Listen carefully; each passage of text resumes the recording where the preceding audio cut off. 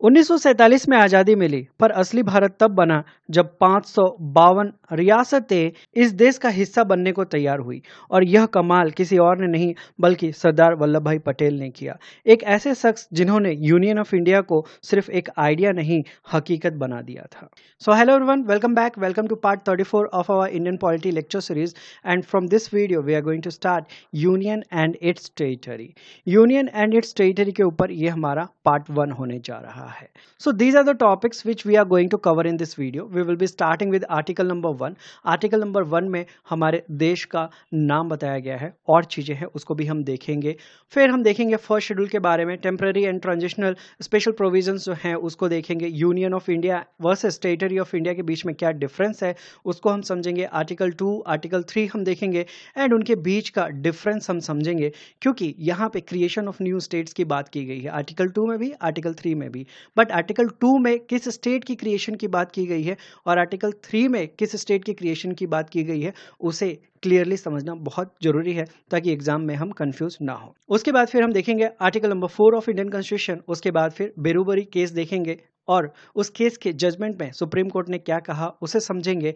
And 1969 में क्या judgement आया था उसको भी हम समझने की कोशिश करेंगे। सो आर्टिकल नंबर 1 जो है इंडियन कॉन्स्टिट्यूशन का, वो बात करता है about the name and territory of the union. Article number 1 का क्लॉज 1 अगर हम देखें तो उसके अंदर हमारे देश का नाम आपको दिखेगा। आर्टिकल नंबर 1 का क्लॉज 1 कहता है India that is Bharat shall be a union of states. यहां से हमें याद रखना है कि हमारे देश के दो नाम हैं, दो कॉन्स्टिट्यूशनल नाम हैं, ठीक है। एक है इंडिया और दूसरा है भारत। ओके और ये जो दोनों नाम रखे गए हैं ये कॉन्स्टिट्यूएंट असेंबली के द्वारा जानबूझ के रखे गए थे, क्योंकि कुछ लोग जो है चाहते थे कि इंडिया नाम रखा जाए, कुछ लोग चाहते थे कि भारत नाम रखा जाए, इसलिए बीच का रास्ता निकाला गया और आर्टिकल नंबर 1 में डाला गया इंडिया दैट इज भारत। और इस तरीके से दोनों नाम को इंक्लूड कर लिया गया। दोनों नाम जो है वो कॉन्स्टिट्यूशनल नेम बन जाते हैं हमारे देश के।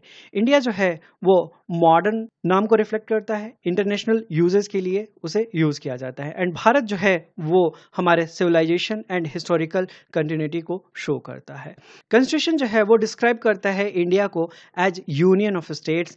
इंडिया को फेडरेशन ऑफ स्टेट्स नहीं बताया गया है इन इंडियन कॉन्स्टिट्यूशन। तो ये बात आपको याद रखनी है कि इंडिया जो है वो यूनियन ऑफ स्टेट्स है। सो यूनियन क्यों यूज किया गया instead of federation? Doctor Bhimrao Ambedkar ने उस रिस्पेक्ट में क्या बताया है? तो पहली चीज है, India is not created by agreement among independent states unlike USA. USA में क्या था कि इंडिपेंडेंट स्टेट्स थे और ये जो इंडिपेंडेंट स्टेट्स थे ये आपस में मिलते हैं और ये डिसाइड करते हैं कि हम एक सेंट्रल गवर्नमेंट फॉर्म करेंगे और हम सब उसी सेंट्रल गवर्नमेंट के अंडर में फॉल होंगे, ठीक है। सो स्टेट्स के बीच में एग्रीमेंट हुआ और एग्रीमेंट होने के बाद फेडरेशन का फॉर्मेशन जो है वो देखने को मिल जाता है in case of America. But India में ये कंडीशन नहीं था। स्टेट्स जो थे वो टोटली फ्री नहीं थे और स्टेट्स जो हैं वो मिलके फेडरेशन का क्रिएशन नहीं करते हैं, इसीलिए इंडिया में फेडरेशन जो वर्ड है वो नहीं यूज किया गया, उसके जगह पे यूनियन वर्ड जो है वो यूज हुआ है। स्टेट्स जो है इंडिया में they are not having right to secede, they are not having any right to secede। इसका मतलब क्या है? तो secede का मतलब हो जाता है टू ब्रेक अवे और टू सेपरेट। यानी जो स्टेट्स हैं इंडिया के उनको ये अधिकार नहीं है कि वो इंडियन यूनियन से अलग हो जाए। ओके एंड यूनियन जो है उसको डिस्क्राइब किया गया है as indestructible, whereas states जो हैं वो डिस्ट्रक्टेबल कहे जाते हैं। यानी स्टेट जो है उनकी बाउंड्री, उनके नाम को सेंटर जो है वो चेंज कर सकता है, बट स्टेट जो हैं वो यूनियन को ब्रेक नहीं कर सकते हैं, ठीक है।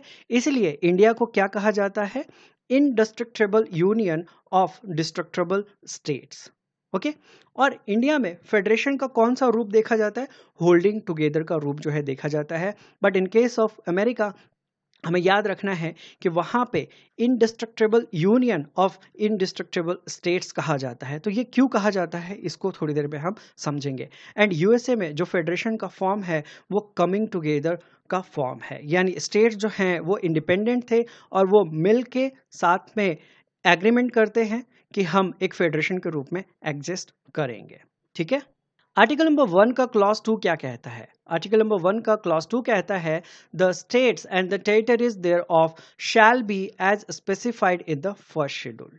यानी फर्स्ट शेड्यूल के अंदर स्टेट्स एंड टेरिटरीज को स्पेसिफाई किया जाएगा। तो फर्स्ट शेड्यूल में आपको क्या क्या चीजें मिल जाएंगी? तो फर्स्ट शेड्यूल में आपको लिस्ट मिलेगा क्या चीज का?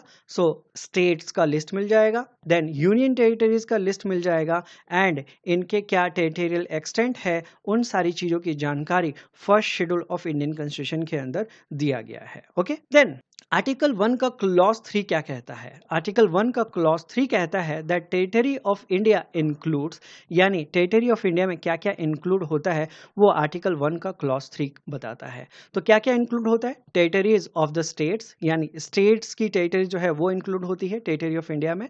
देन यूनियन टेरिटरीज भी इंक्लूड होता है, एंड कोई भी ऐसा न्यू टेरिटरी जो कि एक्वायर किया जा सकता है या किया जाता है गवर्नमेंट के द्वारा through treaty, purchase, gift, cession, conquest और by any other international means. मतलब किसी भी तरीके से किसी न्यू टेरिटरी को अगर इंडिया एक्वायर करता है, वो भी कहाँ पे आपको देखने को मिलेगा, उसका वर्णन कहाँ पे रहेगा? तो आर्टिकल 1 के क्लॉज 3 में टेरिटरी ऑफ इंडिया के अंदर उन चीज़ों को डिफाइन किया जाता है, मेंशन किया जाता है। ठीक है। Now amendments related to the first schedule. First schedule में अमेंडमेंट जो हैं वो कैसे होते हैं उसको हम समझेंगे। फर्स्ट शेड्यूल जो है उसे अपडेट किया जाता है through parliamentary laws under article 3। जब भी कोई नया स्टेट क्रिएट होता है, जब भी मर्ज किया जाता है या सेपरेट किया जाता है यूनियन टेरिटरी को, या फिर किसी स्टेट का नाम चेंज किया जाता है, तो इन सारी चीज़ों को अपडेट किया जाता है फर्स्ट शेड्यूल में। और ये कैसे किया जाता है? By making parliamentary law under article 3। Then first schedule में क्या क्या चीज़ें आपको मिलेगी उसे हम देख लेते हैं डिटेल में। फर्स्ट शेड्यूल जो है वो 3 एसेंशियल कंपोनेंट्स होल्ड करता है। पहला क्या है? नेम्स ऑफ द स्टेट्स, यानी इंडिया में जितने भी स्टेट्स हैं उनका वर्णन आपको फर्स्ट शेड्यूल के अंदर मिल जाता है।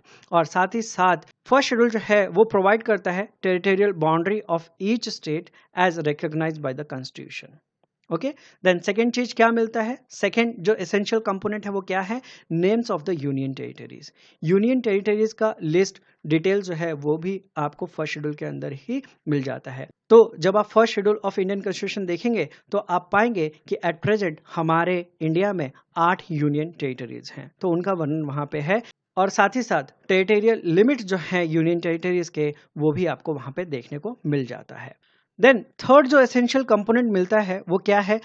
Explanation of territorial extent. तो इसमें क्या होगा कि टेरिटरी ऑफ इंडिया के अंदर क्या क्या चीज़ें इंक्लूड होती हैं उन सारी चीज़ों को बताया जाता है, और ये लिंक स्थापित करता है with article 1 clause 3 of Indian constitution के साथ। पार्ट 21 जो है इंडियन कॉन्स्टिट्यूशन का, उसके अंदर आर्टिकल 369 से 92 आपको मिलेगा। और उसके अंदर क्या बात की गई है, क्या चीज़ बताया गया है? तो temporary, transitional and special provisions. Part 21 जब आप खोलेंगे तो आप पाएंगे कि इसको ब्रॉडली 2 पार्ट में डिवाइड किया गया है। पहला जो पार्ट है वो टेम्पररी एंड ट्रांजिशनल प्रोविजंस की बात करता है, एंड सेकेंड जो पार्ट है वो special provisions for certain states की बात करता है। यानी कुछ जो स्टेट्स हैं उनको स्पेशल स्टेटस दिया गया है, स्पेशल प्रोविजंस जो है उनके लिए बना के रखे गए हैं हमारे संविधान में, वो चीज़ आपको मिलेगी। टेम्पररी एंड ट्रांजिशनल प्रोविजंस जो हैं वो क्यों रखे गए थे? तो ये क्यों है? जब भी पावर का शिफ्ट होता है तो उस समय इंश्योर किया जाए कि स्मूथ वे में पावर जो है वो ट्रांसफर हो, इसलिए टेम्पररी एंड ट्रांजिशनल प्रोविजंस को रखा गया है। जैसा कि हम जानते हैं कि ब्रिटिश रूल था इंडिया में पहले, और ब्रिटिशर्स से जब आज़ादी मिली तो पूरा जो सिस्टम है वो ब्रिटिशर्स क्या कर रहे थे? इंडियंस के हाथों में सौंप रहे थे। तो ये ट्रांजिशन जो है वो स्मूथली हो पाए, इसीलिए ये टेम्पररी एंड ट्रांजिशनल प्रोविजंस जो है वो इंडियन कॉन्स्टिट्यूशन में डाले गए। ओके, और उसके बाद क्या होता है? 26 जनवरी 1950 के बाद हमारा देश जो है हमारे भारतीय संविधान के हिसाब से चलना शुरू हो जाता है। स्पेशल प्रोविजंस की अगर हम बात करें जो कि सर्टेन स्टेट्स को दिए गए हैं, तो उसके अंदर हमें मिलता है कि कुछ प्रोविजंस जो हैं वो फेडरल सिस्टम में दिए गए हैं जो कि अनइक्वल हो जाता है कुछ केसेस में। कुछ जो स्टेट्स हैं उनको स्पेशल राइट दिए गए हैं या फिर प्रोटेक्शन दिया गया है जो कि अदर जो स्टेट्स हैं उनके ऊपर ये एप्लीकेबल नहीं होते हैं, ये स्पेशल जो स्टेटस दिया गया है वो। एंड ये स्पेशल रूल्स जो हैं ये ओवरराइड कर सकते हैं यूजुअल रूल्स को जो कॉन्स्टिट्यूशन में प्रोवाइड किए गए हैं। वो कौन से स्टेट्स हैं जिनको स्पेशल प्रोविजन जो है वो मिला हुआ है? स्टेट्स के नाम जो हैं वो पूछ लिए जाते हैं एग्जाम में, इसलिए आपको ये याद रखना होगा। तो आप याद रख सकते हैं, मगन नाम का एक मैजिशियन है जो एटीएम्स के सामने मैजिक शो करता है। ठीक है, मैजिक का शॉर्ट फॉर्म आप मान सकते हैं एमजी के। ओके, मगन जो नाम है उससे आपको कौन कौन से स्टेट्स याद रखने हैं? महाराष्ट्र, आंध्र प्रदेश, गुजरात, अरुणाचल प्रदेश, नागालैंड। एटीएम्स के सामने वो शो करता है, तो एटीएम से आपको क्या याद रखना है? असम, तेलंगाना, मणिपुर, सिक्किम। देन एमजीके से क्या आपको याद रखना है? M for Mizoram, G for Goa and K for Karnataka. ये वो स्टेट हैं जिनको स्पेशल प्रोविजन जो है वो मिला हुआ है according to the constitution of India. Then fifth schedule की बात कर लेते हैं। फिफ्थ शेड्यूल जो है इंडियन कॉन्स्टिट्यूशन का, उसमें क्या दिया गया है? Fifth schedule provides for the administration and control of the scheduled areas and scheduled tribes in states other than the north east. यानी नॉर्थ ईस्ट स्टेट्स को छोड़ दिया जाए तो बाकी जो शेड्यूल्ड एरिया घोषित किए जाते हैं by president of India and जो शेड्यूल्ड ट्राइब्स हैं उनके एडमिनिस्ट्रेशन एंड कंट्रोल से रिगार्डिंग जो बात है वो फिफ्थ शेड्यूल में बताई गई है। सिक्स शेड्यूल में क्या कहा गया है, ये किस चीज से रिलेटेड है? सिक्स शेड्यूल जो है वो प्रोवाइड करता है for autonomous district and regional councils for the administration of the tribal areas in certain north eastern states. यानी नॉर्थ ईस्टर्न जो स्टेट्स हैं वहाँ पे कुछ कुछ स्टेट्स के लिए ऑटोनोमस डिस्ट्रिक्ट जो हैं वो प्रोवाइड किए गए हैं, रीजनल काउंसिल्स जो हैं वो प्रोवाइड किए गए हैं, ताकि एडमिनिस्ट्रेशन जो है ट्राइबल एरिया में वो सही से मैनेज करके रखा जा सके। इन सारी चीज़ों की जानकारी जो है वो आपको मिलती है sixth schedule of Indian constitution से। देन यूनियन ऑफ इंडिया और टेरिटरी ऑफ इंडिया के बीच में क्या डिफरेंस है? यूनियन ऑफ इंडिया जब हम कहते हैं इसका मतलब हम सिर्फ स्टेट्स की बात कर रहे हैं, यानी सिर्फ आप स्टेट्स को कंसिडर करेंगे तो आप कहेंगे कि यूनियन ऑफ इंडिया की बात हो रही है। बट जब आप टेरिटरी ऑफ इंडिया की बात करेंगे तो ये एक ब्रॉडर टर्म है और टेरिटरी ऑफ इंडिया जो है वो इंक्लूड करता है स्टेट्स को, यूनियन टेरिटरीज को, और वो कोई भी टेरिटरी जो इंडिया के द्वारा एक्वायर की जाती है। टेरिटरी ऑफ इंडिया जो है वो एक बड़ा स्फेयर है और उसके अंदर ही यूनियन ऑफ इंडिया जो है वो कंसिडर हो जाएगा। ठीक है, आप इसको अगर इमेज से समझना चाहें तो ये क्या हो जाएगा, ये टेरिटरी ऑफ इंडिया हो जाएगा एंड इसके अंदर ही यूनियन ऑफ इंडिया जो है वो पार्ट हो जाता है। किस किस तरीके से टेरिटरी को एक्वायर कर सकती है government according to constitution and international law?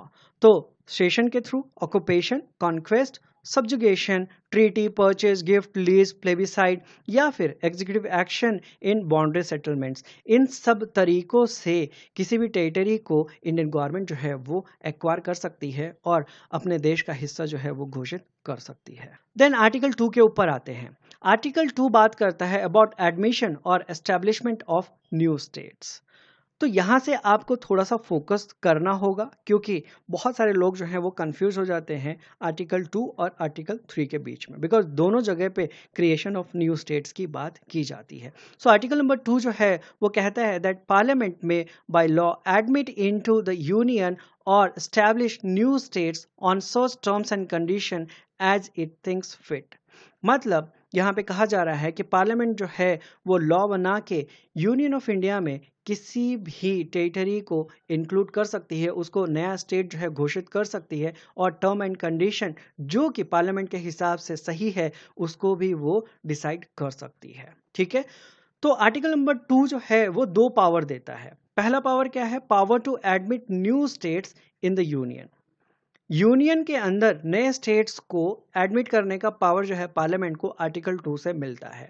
तो कोई भी फॉरेन टेरिटरी या फिर पॉलिटिकल यूनिट जो इंडिया के बाहर है, मतलब इंडिया का अभी वो हिस्सा नहीं है, बट वो फॉरेन टेरिटरी, वो पॉलिटिकल यूनिट अगर इंडिया का हिस्सा बनना चाहता है, वो इंडियन यूनियन को ज्वाइन करना चाहता है, तो पार्लियामेंट जो है लॉ पास करके उस फॉरेन टेरिटरी को एडमिट कर सकती है as its state. Okay, example के लिए आप ले सकते हैं कि कोई भी फॉरेन रीजन है, वो डिसाइड करता है इंडिया को ज्वाइन करने के लिए, तो पार्लियामेंट जो है उसे एक्सेप्ट कर सकती है और उसके लिए लॉ जो है वो पास कर सकती है। देन सेकंड क्या पावर मिलता है अंडर आर्टिकल 2? तो पावर मिलता है power to establish new states. Parliament जो है वो क्रिएट कर सकती है new states from the territory that becomes part of India. यानी वो फॉरेन टेरिटरी जो अभी इंडिया का पार्ट बनी है, उसको जब पार्लियामेंट इंडिया में शामिल कर लेती है, इंडिया का हिस्सा बना लेती है, तब उसमें से उसको वो नए स्टेट के रूप में क्रिएट कर सकती है। ये पावर जो है वो भी पार्लियामेंट को मिल जाता है by virtue of article number 2 of Indian constitution. Okay, then article number 3 को हम देख लेते हैं। सो आर्टिकल नंबर 3 जो है वो पार्लियामेंट को पावर देता है to change the map of India internally. यानी ऑलरेडी जो हिस्से हैं इंडिया के, वो जो पॉलिटिकल मैप आज देख रहे हैं आप, उसमें अगर कुछ बदलाव लाना हो तो वो बदलाव कैसे लाए जाते हैं? Bye using article number 3 of Indian constitution. तो पार्लियामेंट के पास ये पावर मिल जाता है कि पार्लियामेंट जो है न्यू स्टेट क्रिएट कर सकती है। बट यहाँ पे क्रिएशन ऑफ न्यू स्टेट की बात जब की जा रही है, तो ऑलरेडी जो एरिया इंडिया के अंदर कंसिडर होते हैं, उनमें चेंजेस ला के नए स्टेट की क्रिएशन की बात की जाती है। But in case of article number 2 क्या था?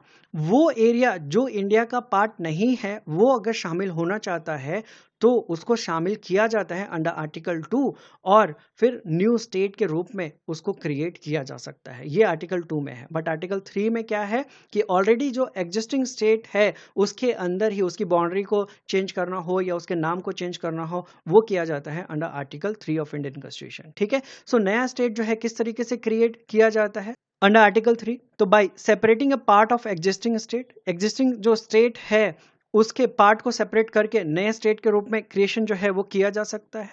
देन मर्जिंग 2 और मोर स्टेट्स, 2 या 2 से अधिक स्टेट्स को मर्ज करके एक नया स्टेट जो है वो बनाया जा सकता है।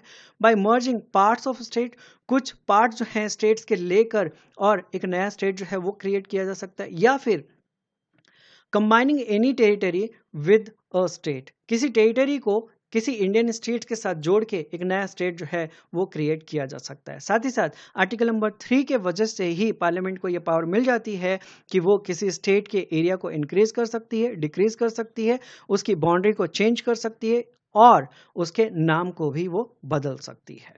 सो प्रोसीजर क्या है?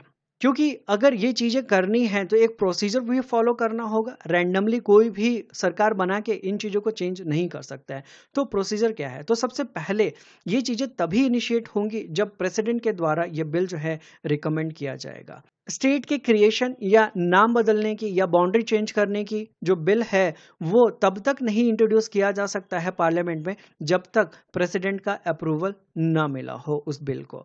एंड प्रेसिडेंट जो है बाद में उस बिल को सेंड करेंगे कंसर्न स्टेट लेजिस्लेचर या लेजिस्लेचर्स को उनके ओपिनियन के लिए। बट आपको याद रखना है कि जो ओपिनियन, जो व्यू दिया जाएगा स्टेट लेजिस्लेचर के द्वारा, that is not binding on the central government. Okay, इसीलिए कहा जाता है दैट इंडिया जो है वो इंडिस्ट्रक्टेबल यूनियन होल्ड करता है बट डिस्ट्रक्टेबल स्टेट्स हैं। यहाँ पे डिस्ट्रक्टेबल स्टेट्स क्यों है? क्योंकि यहाँ पे जो ओपिनियन है वो बाइंडिंग नहीं है। यानी स्टेट्स ने अगर कह दिया कि नहीं, बाउंड्री नहीं चेंज होनी चाहिए, तो भी सेंट्रल गवर्नमेंट जो है उसको ओवरराइड करके बाउंड्री जो है चेंज कर सकती है। या अगर स्टेट लेजिस्लेचर कहता है कि नहीं, नाम नहीं बदलना है, और सेंट्रल गवर्नमेंट जो है वो कहती है कि नहीं, नाम बदलना सही रहेगा, तो सेंट्रल गवर्नमेंट कर सकती है। ठीक है, देन अगर ये चीजें हो जाती है तो अगला स्टेप क्या है? पार्लियामेंट जो है बिल पास करती है बाय सिंपल मेजोरिटी, और सिंपल मेजोरिटी से जो बिल पास होता है regarding change of name of the state और regarding change in area of the state या क्रिएशन ऑफ स्टेट, तो वो कॉन्स्टिट्यूशनल अमेंडमेंट नहीं काउंट किया जाता है। ठीक है, यहाँ पे आपको एक बात और याद रखनी है कि जब स्टेट लेजिस्लेचर के पास ये बिल भेजा जाता है उनके ओपिनियन के लिए, तो यहाँ पे कोई भी टाइम पीरियड जो है वो स्पेसिफाई नहीं किया गया है। बट देखा जाता है कि जनरली सेंट्रल गवर्नमेंट जो है वो 30 दिन, 60 दिन या 90 दिन का टाइम जो है वो स्टेट लेजिस्लेचर को देती है, उनका ओपिनियन जो है वो आने का इंतजार करती है। अगर उस टाइम पीरियड में आ गया तो ठीक है, अदरवाइज सेंट्रल गवर्नमेंट जो है वो अपना डिसीजन ले लेती है। तो आर्टिकल नंबर 3 से हम क्या देख रहे हैं कि आर्टिकल नंबर 3 जो है वो इंपावर करता है पार्लियामेंट को to create new states and alter the areas, boundaries और names of the existing states through simple majority after obtaining president's recommendation. तो ये पॉइंट्स जो हैं वो आपको याद रखने हैं, क्योंकि इन्हीं पॉइंट्स को स्टेटमेंट बना के क्वेश्चन जो है वो पूछ लिया जाता है। देन एग्जैक्टली क्या डिफरेंस है आर्टिकल 2 एंड आर्टिकल 3 के बीच में, अब उसे हम देखेंगे। तो दोनों जो आर्टिकल हैं, आर्टिकल 2 एंड आर्टिकल 3, ये पार्ट 1 ऑफ इंडियन कॉन्स्टिट्यूशन के अंदर इंक्लूडेड हैं और वो डील करते हैं with union of India and its territory के साथ। आर्टिकल 2 जो है वो प्रोवाइड करता है फॉर द एडमिशन और establishment of a new state, but वो जो न्यू स्टेट है that was not previously part of India. यानी आर्टिकल 2 में जो न्यू स्टेट क्रिएट किया जा रहा है वो ऐसा स्टेट क्रिएट किया जा रहा है जो हिस्सा पहले भारत का था ही नहीं। ये न्यू टेरिटरी जो है वो इंक्लूड हो रही है, जैसे कि सिक्किम के साथ किया गया था। ठीक है, आने वाले वीडियोस में हम इसको डिटेल में समझेंगे। ठीक है, देन आर्टिकल 3 जो है वो प्रोवाइड करता है फॉर द फॉर्मेशन और changes in the existing states of the India. तो वो स्टेट्स जो ऑलरेडी इंडिया का है लीगली, उसके अंदर कुछ चेंजेस लाना हो तो वो आर्टिकल 3 के तहत किया जाता है। और हम देखते हैं कि आर्टिकल 3 को ही यूज करके तेलंगाना जो स्टेट है वो क्रिएट किया गया है। क्यों? क्योंकि ये कार्व आउट किया गया है।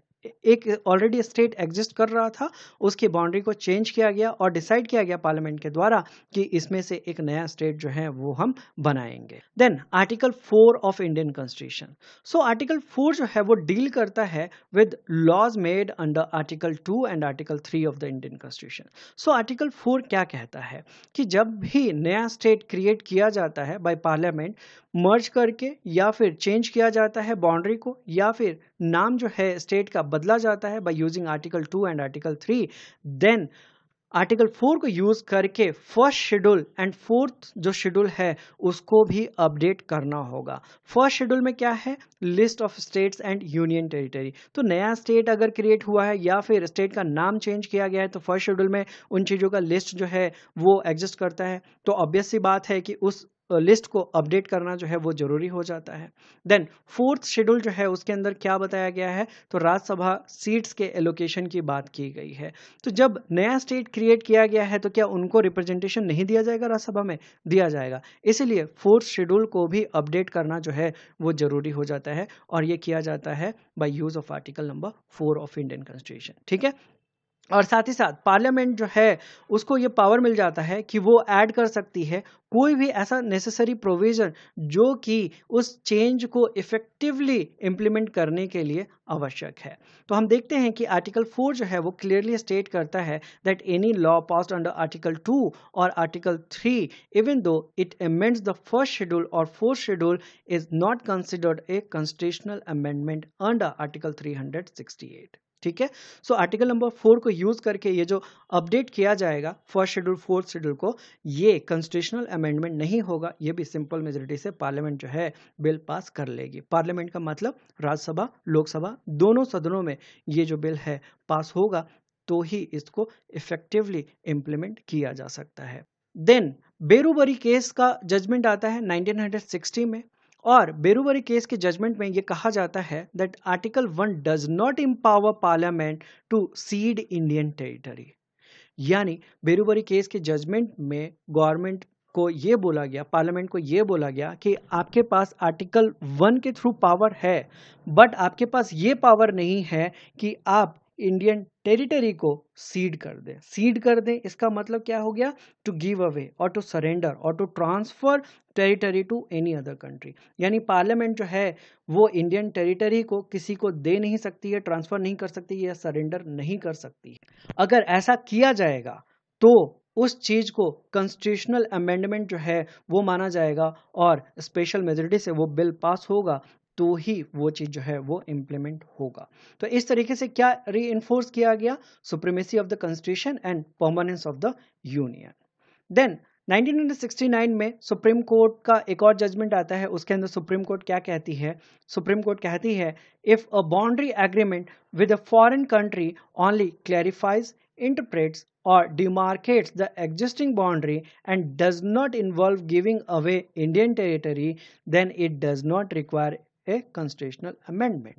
यानी जब भी इंडियन गवर्नमेंट कुछ डील कर रही है रिगार्डिंग क्लैरिफिकेशन, इंटरप्रिटेशन और डिमार्केट कर रही है एग्जिस्टिंग बाउंड्री को, और उसमें इंडियन टेरिटरी को किसी को दिया नहीं जा रहा है, दूसरे कंट्री को दिया नहीं जा रहा है, तो ऐसा जो चेंज है, ऐसा जो अमेंडमेंट है, ये कॉन्स्टिट्यूशनल अमेंडमेंट नहीं कंसिडर किया जाएगा और ये सिंपल एग्रीमेंट और ट्रीटी के थ्रू किया जा सकता है। सिंपल मेजोरिटी से ये बिल जो है वो पास किया जा सकता है। ये चीज़ जो है 1969 में सुप्रीम कोर्ट ने अपने जजमेंट में कहा है।